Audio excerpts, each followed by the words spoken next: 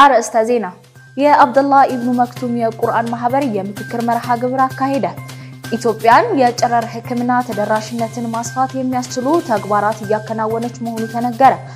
የኢትዮ ጅቡቲ ባቡር ዕለታዊ የውጭ ንግድ አገልግሎት ማስጀመሩን አስታውቋል።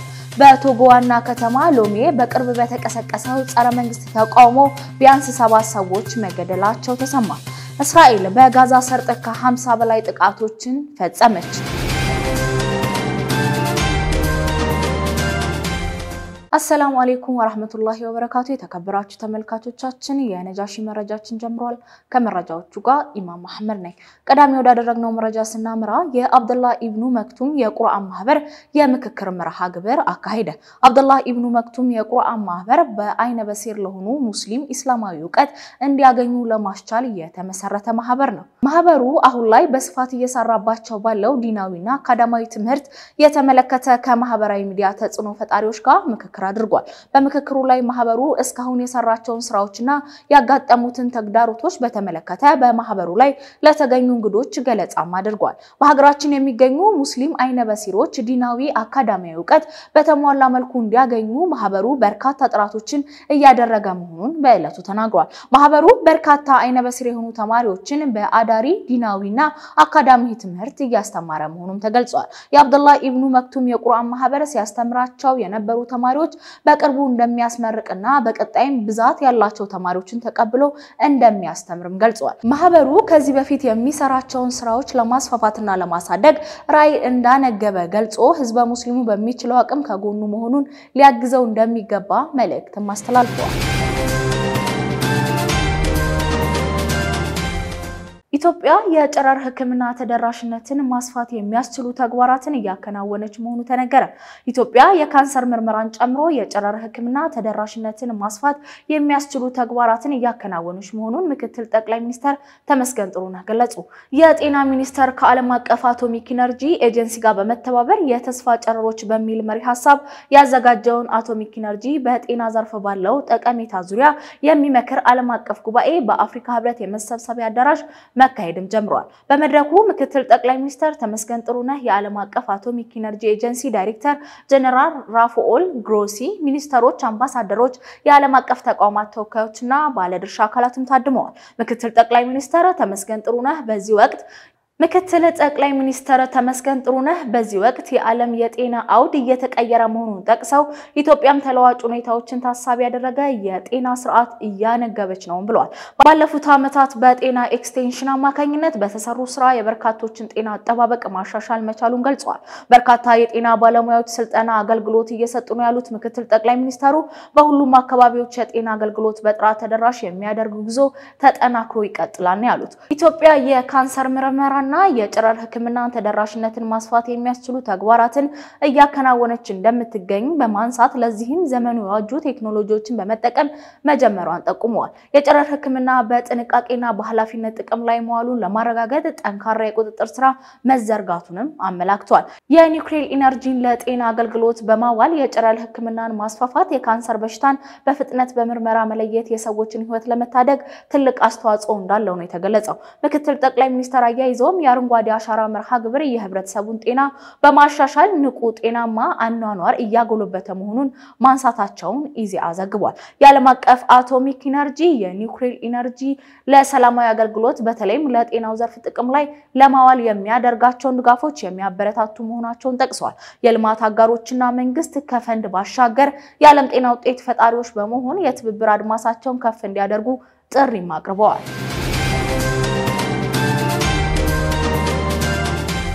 የኢትዮ ጅቡቲ ባቡር ዕለታዊ የውጭ ንግድ አገልግሎት ማስጀመሩን አስታወቀ። ኩባንያው ከሰኔ 24 ጀምሮ የውጭ ንግድ ጭነት አገልግሎቱን በሳምንት ከ4 ቀን ወደ ዕለታዊ አገልግሎት እንደሚያሳድግም ገልጿል።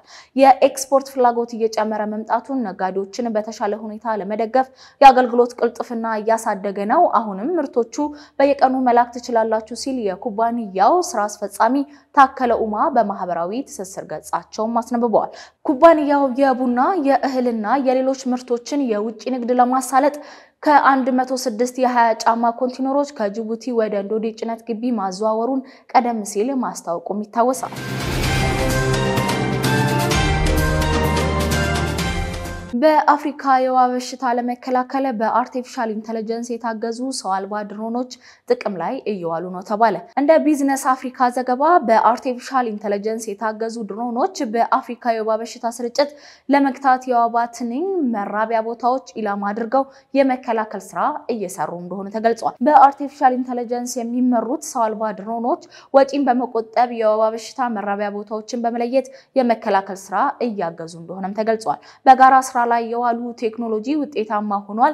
የጸረ ተባይ መድኃኒት አጠቃቀም እስከ 70% መቀነስ የተቻለ ሲሆን በሽታውን ለመከላከል ይወጣ የነበረውን ወጪ ደግሞ 40% አስቀርቷል ተብሏል። በተጨማሪም በሰው ኃይል ረገድ ለዘርፉ ይውል የነበረው ጉልበት 50% መቀነስ ማስቻሉን ዘገባው አመላክቷል። ቴክኖሎጂ ከፍተኛ ተጋላጭ ቦታዎችን ለመለየት አርቲፊሻል ኢንተለጀንስ ሰው አልባ ድሮኖችን በመጠቀም በተሰበሰበው መረጃ መሰረት ጸረ ተባይ ኬሚካሎችን እንደሚረጭም ተነግሯል። በወርልድ ኢኮኖሚ ፎርም መረጃ መሰረት በአፍሪካ በአመት ከ600,000 በላይ ሰዎች በወባ በሽታ ምክንያት እንደሚሞቱም ተነግሯል። ሀገሪቱ እስከ 16 ቢሊዮን ዶላር የሚደርስ ኪሳራም ታስተናግዳለች ተብሏል።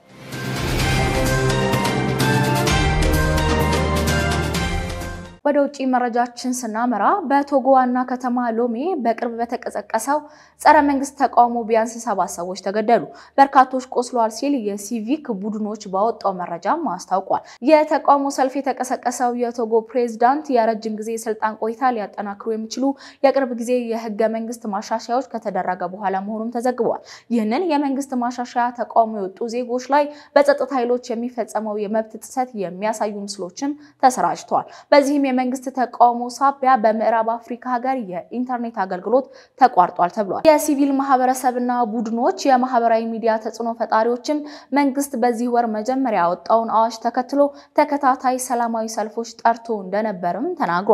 የአባቱ ሞት ተከትሎ ከ2005 ጀምሮ በስልጣን ላይ የነበረው ፕሬዝዳንቱ በግንቦት ወር የሚኒስትሮች ምክር ቤት ፕሬዝዳንት ሆነው ቃለ መሐላ እንደፈጸሙ ተገልጿል።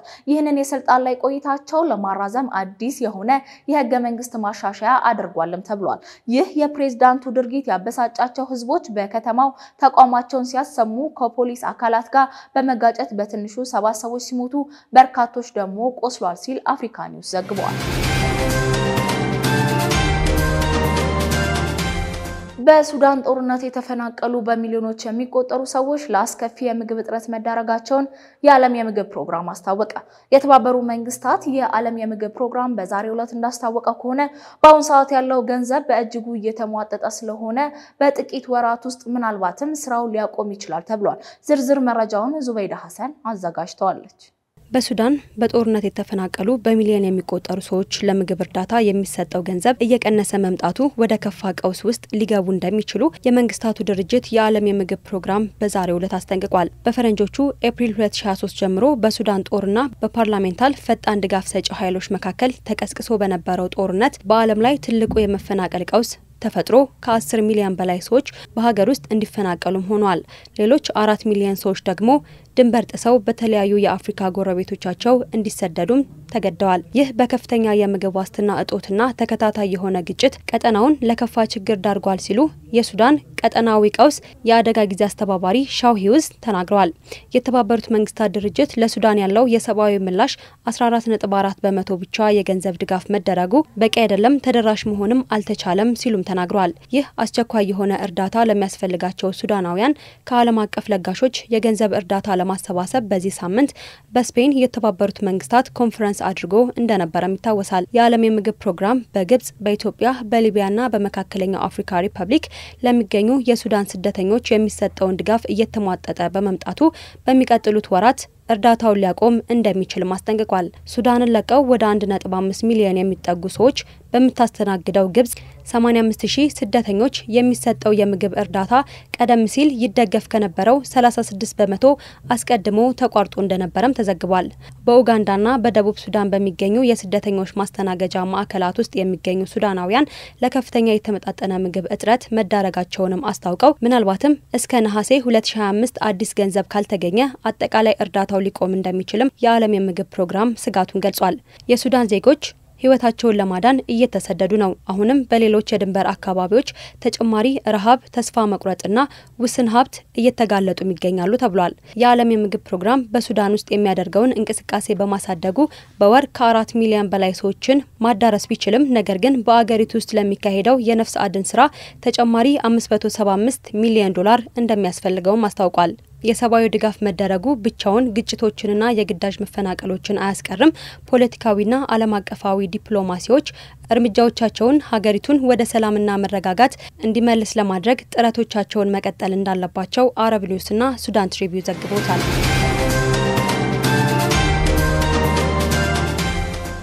ተመልሰናል። እስራኤል በዛሬው ዕለት ብቻ በጋዛ ሰርጥ ከ50 በላይ ጥቃቶችን ፈጸመች። በጥቃቱ ከ80 በላይ ፍልስጤማውያን እንደሞቱና በርካታ ንጹሃን ሴቶችና ህፃናት ላይ ጉዳት እንደደረሰ ተገልጿል። ዝርዝር መረጃውን መሐመድ ሚፍታ ያቀርብልናል። ወደዚች ምድር ከመጣች 3 ወር ሆኗታል። ነገር ግን እስራኤል በከፈተችው የዘር ማጥፋት ዘመቻ ሳቢያ ይቺ የ3 ወር ህፃን እንኳን ሳይቀር የጦርነቱ ሰለባ ሆናለች። በጋዛ በርካታ ህፃናት በምግብ እጥረት ሳቢያ ለሞት ወይም ለከፋ ህመም ይዳረጋሉ። ብዙዎቹ ፍልስጤማውያን እናቶች ህፃናት ልጆቻቸውን መመገብ የሚችሉት በቀን 1 ማንኪያ የተቀቀለ ምስር ብቻ ነው። ያም ቢሆን በቀላሉ አይገኝም። ወተትና የተመጣጠነ ምግብ ማግኘት ደግሞ አንዲት ፍልስጤማዊት እናት በስንት ጥረት የወለደቻቸው ልጆች በምግብ እጥረት ሳቢያ ወይም ምግብ ፍለጋ በወጡበት ሁኔታ በቀላሉ ልጆቿን በሞት ታጣለች። የተባበሩት መንግስታት ድርጅት ባወጣው መረጃ መሰረት በየቀኑ ቢያንስ ከ112 ህፃናት በላይ በምግብ እጥረት ሳቢያ ለሞት ወይም ከሞት ላላነሰ ህመም ይጋለጣሉ። ባሳለፍነው ወር ብቻ ከ5000 በላይ ህፃናት በቂ የመድኃኒት አቅርቦትና የሰብአዊ እርዳታ በሌለበት የጋዛ ሰርጥ ከሞት ጋር ተፋጠዋል። ይህ አሃዝ በአሁኑ ወቅት 50 በመቶ ጨምሯል ያለው የተባበሩት መንግስታት ድርጅት ህፃናትን ማስራብ፣ የተራቡ ህፃናትን ደግሞ በቦምብ መግደል አሳሳቢ ደረጃ ላይ ደርሷል ብሏል። በተለያዩ የመጠለያ ጣቢያዎች ውስጥ ወይም ምግብ ለማግኘት በተሰለፉበት ወይም በረሃብ ጠኔ ወድቀው ሞትን በሚጠባበቁበት ሁኔታ ውስጥ በእስራኤል ኃይሎች በቀላሉ በቦምብ ወይም በስናይፐር ይገደላሉ። እስራኤል በዛሬው ዕለት ብቻ በጋዛ ሰርጥ ከ50 ያላነሱ የአየር ጥቃቶችን አድርሳለች። በርካታ ሰዎች ተጎድተዋል። ልናድናቸው ባንችልም እንኳን የተጎዱትን ከእሳት ውስጥ በማውጣት ላይ ነው ያለነው። ዱቄት ለማግኘት ተሰልፈው በነበረበት ወቅት በርካታ ሰዎች ሞተዋል። የአሜሪካ ፕሬዝዳንት ዶናልድ ትራምፕ የተኩስ አቁም ስምምነት እንዲደረግ ጥረት እያደረጉ ነው በተባለበት በአሁኑ ወቅት እስራኤል ፍልስጤማውያንን ከሰሜናዊ ጋዛ እንዲለቁ ትዕዛዝ አስተላልፋለች። የእስራኤል ወታደሮች ጥቃታቸውን አጠናክረው የቀጠሉ ሲሆን በጋዛ ከተማና በጃባሊያ አካባቢዎች የሚኖሩ ፍልስጤማውያን ወደ ደቡብ በተለይም ወደ አልማዋሲ የባህር ዳርቻ አካባቢ እንዲሄዱ ትዕዛዝ ተሰጥቷቸዋል። ይህንን ዜና እስካጠናቀርንበት ጊዜ ድረስ በተፈጸመ ጥቃት በጥቅሉ ከ86 ሰዎች በላይ መሞታቸውን ዘገባዎች ያሳያሉ።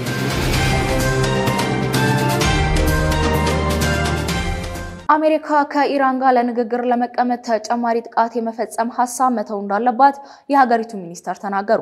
አሜሪካ ከኢራን ጋር የሚደረገው ዲፕሎማሲያዊ ውይይት እንዲቀጥል የምትፈልግ ከሆነ በቴህራን ላይ ተጨማሪ ጥቃት የመፈጸም ሐሳብ መተው እንዳለባት የኢራን የውጭ ጉዳይ ምክትል ሚኒስተር ለቢቢሲ ተናግረዋል። የአውሮፓና የምዕራባውያን መሪዎች በኢራን ላይ እምነት እንደሌላቸው የተጠየቁት ታክትራፋቺ አንዳንድ የአውሮፓ መሪዎች ለአሜሪካና እስራኤል ጥቃቶች ረብ የለሽ ድጋፍ አድርጓል ሲልም ከሷል። በኢራን የኒውክሌር ፕሮግራም ላይ ትችት የሚሰነዝሩ አካላት እኛ የተስተናገድንበትን መንገድ መተቸት አለባቸው፣ እንዲሁም አሜሪካና እስራኤል ሊተቹ ይገባል ሲልም ተናግረዋል። አክለውም አሜሪካን ለመተቸት ድፍረት ከሌላቸው ዝም ማለት እንጂ ለጥቃቱ ምክንያት መስጠት መሞከር የለባቸውም ሲሉ ተናግረዋል።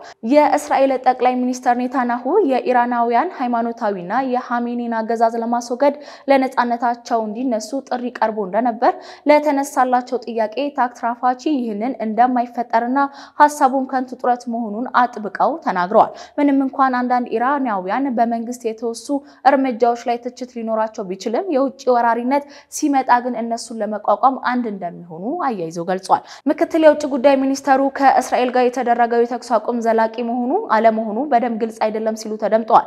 ይሁን እንጂ እኛ ላይ ወታደራዊ ጥቃት እስካልተፈጸመ ድረስ ኢራን ተኩስ አቁም ማክበሯን ትቀጥላለች በማለትም አያይዘው ገልጸዋል።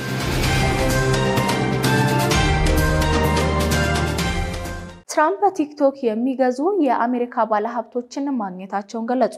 የአሜሪካ ፕሬዝዳንት ዶናልድ ትራምፕ በፎክስ የዜና ጣቢያ ባደረጉት ቆይታ የአጫጭር ቪዲዮ ማጋሪያ የሆነው ቲክቶክ የሚገዙ ባለሀብቶችን ማግኘታቸውን አስታውቀዋል። የጋዢዎቹን ማንነት ከ2 ሳምንት በኋላ ይፋ እንደሚያደርጉም ፕሬዝዳንቱ ገልጸዋል።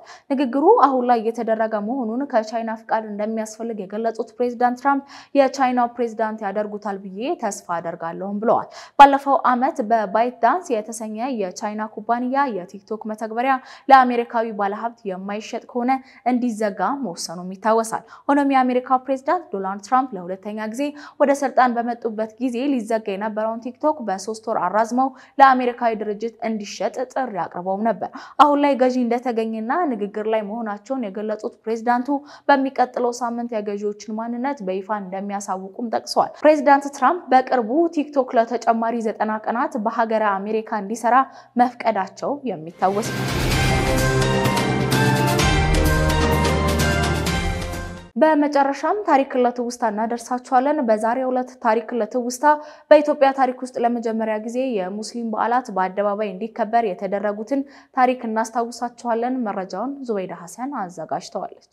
ወቅቱ 1974 ነው። ለመጀመሪያ ጊዜ የሙስሊም በዓላት ሃይማኖታዊ በዓላት ናቸው ተብለው በአደባባይ እንዲከበሩ በአዋጅ ወጥቶ የተደነገገበት ወቅት ነው። በዛሬው ታሪክ ለትውስታ መሰናዷችን አሁን ላለው የሙስሊሙ ኡማ ነጻነትና እኩልነት መንገድ የተጀመረበትን ወቅት ላስታውሳችሁ ወድጃለሁ። የንጉሠ ነገሥት ቀዳማዊ ኃይለ ሥላሴ መንግስት ከስልጣን መውረዱን ተከትሎ በዙፋን ላይ የተቀመጠው የደርግ መንግስት በኢትዮጵያ ታሪክ ውስጥ በርከት ያሉ ለውጦችን እንዳመጣ ይነገራል። ከነዚህም መካከል በተለይም ለረጅም ዓመታት ያህል ቤተክርስቲያን ሲሶ መንግስት ሆና በኖረችበት ሀገር ላይ የሃይማኖት እኩልነት መታወጁ ለብዙ ለውጦች ፈርቀዳጅ እንደሆነም በታሪክ ባለሙያዎች ዘንድ ይነገራል። ኢትዮጵያ ትቅደም በሚል መርህ የተመሰረተው የደርግ ሶሻሊስት አስተዳደር በተለይም የሃይማኖቶችን መበላለጥ በማስቀረት ሁሉም ሃይማኖቶች በእኩል የአደባባይ በዓላቸውን እንዲያከብሩ ፈቃድ ሰጥቶም ነበረ።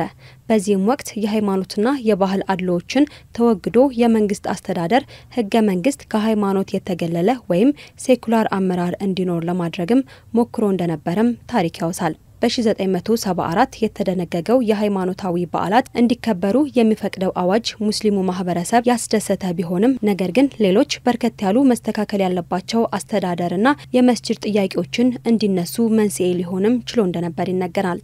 በኢትዮጵያ ውስጥ ነብዩ መሐመድ ሰለላሁ ዐለይሂ ወሰለም ሱሐቦቻቸው ወደ ሀበሻ ምድር መላካቸውን ተከትሎ በኢትዮጵያ ውስጥ እስልምና ከገባ በኋላ የረመዳን መገባደጃ የሆነው የኢድ አልፈጥር በዓል በኢትዮጵያ ውስጥ ለመጀመሪያ ጊዜ የተከበረው በ624 ዓመተ ልደት እንደሆነ ይነገራል።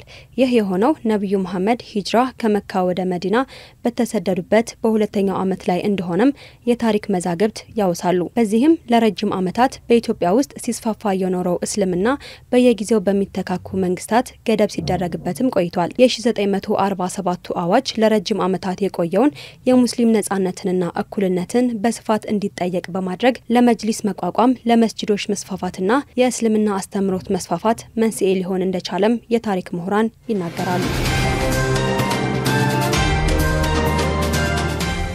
ለሰዓቱ ያዝንላችሁ መረጃ ይሄን ይመስል ነበር። ከመረጃዎቹ ጋር ኢማም አህመድ ነበርኩ። ሰላም አለይኩም ወራህመቱላሂ ወበረካቱ።